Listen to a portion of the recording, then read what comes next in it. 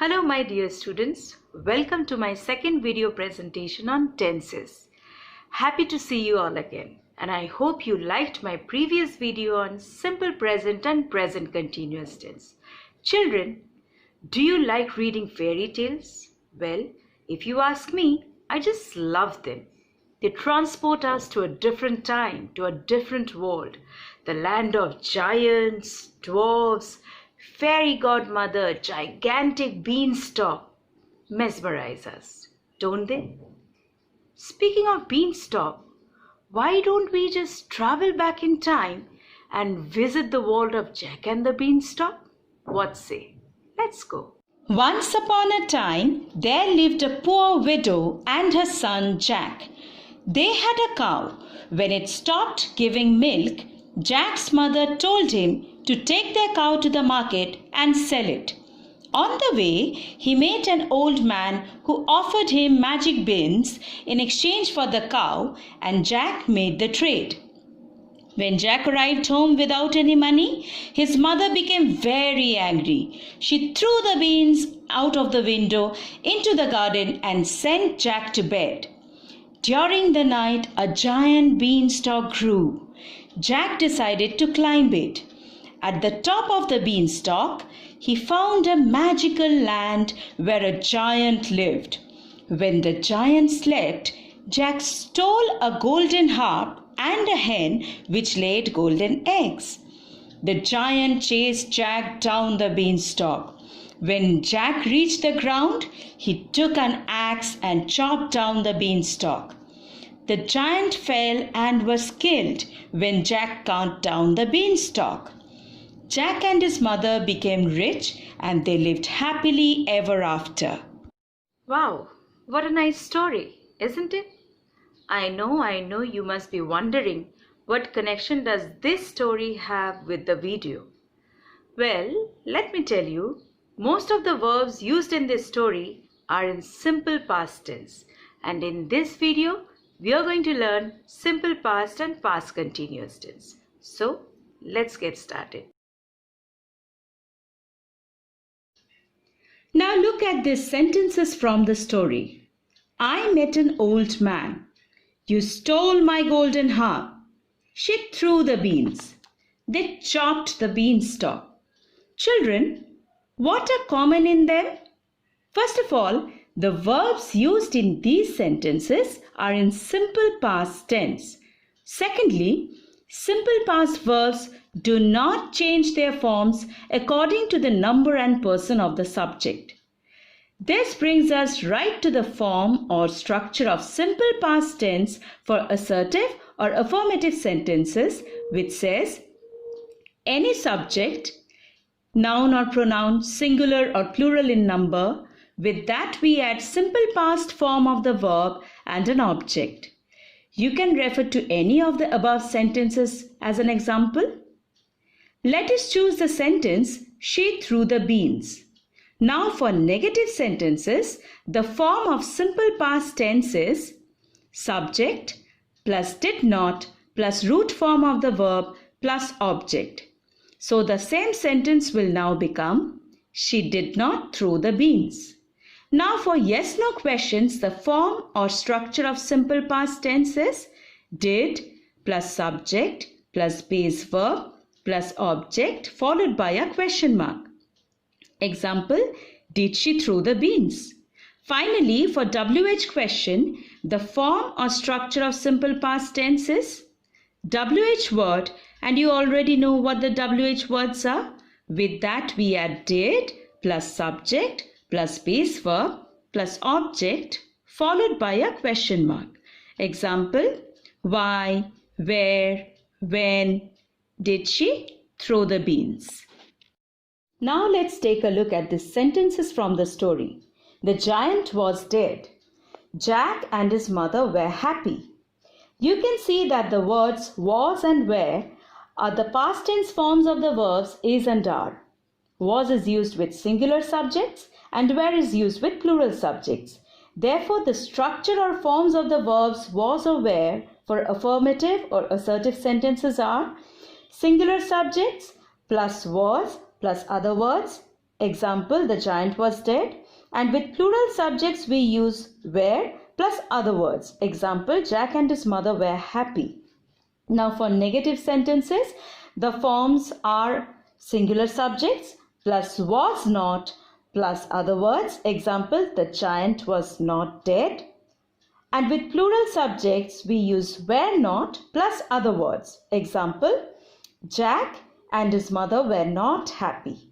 Now for yes/no questions, the structures are as follows. Was plus singular subjects plus other words followed by a question mark. Example, was the giant dead? Then were plus plural subjects plus other words followed by a question mark. Example, were Jack and his mother happy? Finally, for WH questions, the structures are as follows. WH word plus was plus singular subject plus other words followed by a question mark. Example, why was the giant dead? And with plural subjects, the structure is WH word plus were plus plural subjects plus other words. Example, why were Jack and his mother happy? Children, remember the structure or forms of was or were will remain like this for assertive, negative or interrogative sentences with singular or plural pronouns as their subjects. Now let us quickly move on to the usages of simple past tense. It is used to express actions that took place at some time in the past and are over now. It means simple past tense expresses an action which might have occurred at some moment in the past, but they do not have any connection with the present moment. Example, I watched Ramayana yesterday. Now this particular action has been shown in the form of a diagram where you can see the action of watching Ramayana took place the previous day, that is yesterday, and has no connection with the present moment or time of speaking. We often use words like yesterday, ago, and phrases like last week or month or year, once upon a time, in those days, etc. with the simple past tense to indicate past action. Moving on to the next usage of simple past tense, which says, this tense also expresses some past habit. That is, it is used to talk about habitual or repeated action that took place in the past and has no connection with the present time. Example, we often visited Eco Park during weekend. We can say that it was our past habit to visit Eco Park during weekends, and this habit no longer exists now. Now, when we want to suggest some past habit, we often use words like usually, generally, always, sometimes, frequently, never, often, etc. with the simple past tense. Well, I hope you have understood the form and usages of simple past tense. Let us now move on to our next segment, which is past continuous tense. Children, yesterday I went to the park early in the morning. Few people were there. You know what I saw? A man was doing yoga and there were two little children. They were also doing yoga with him. And believe me, they looked so cute. Now look at these sentences. The man was doing yoga. The kids were doing yoga. You can see that the verbs used in these sentences are not only in past continuous tense, but the verbs also change their forms according to the number of the subject. So let us now learn the structure or form of past continuous tense. For assertive or affirmative sentences with singular subject, the structure is singular subject plus was plus ing form of the verb plus object. Example, the man was doing yoga. If the subject is plural, then the form is plural subject plus were plus ing form of the verb plus object. Example, the kids were doing yoga.